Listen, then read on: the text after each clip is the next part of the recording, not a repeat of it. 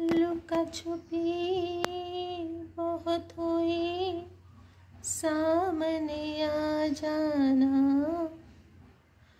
कहाँ कहाँ ढूंढा तुझे, थक गई है अब तेरी माँ। आजा सांझ हुई, मुझे तेरी फिकर। आजा सांझ हुई, मुझे तेरी फिकर। धुंधला गई, देख मेरी नजर।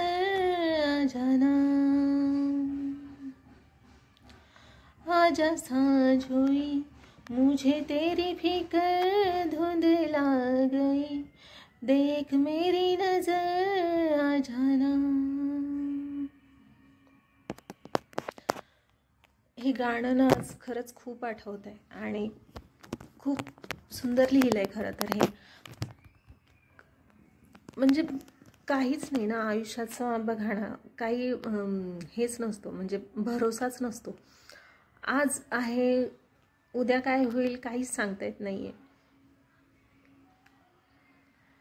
अचानक असं होतं की बोलत असतो आपण आणि सकाळी स्टेटस बघतो, अचानक व्यक्ती कुठे गायबच झालेली असते आणि ना मनात ते राहून जातं. अरे मला फोन करायचा होता, अरे मला बोलायचं होतं, मला वाटलं होतं आज की मी फोन करायला पाहिजे. आणि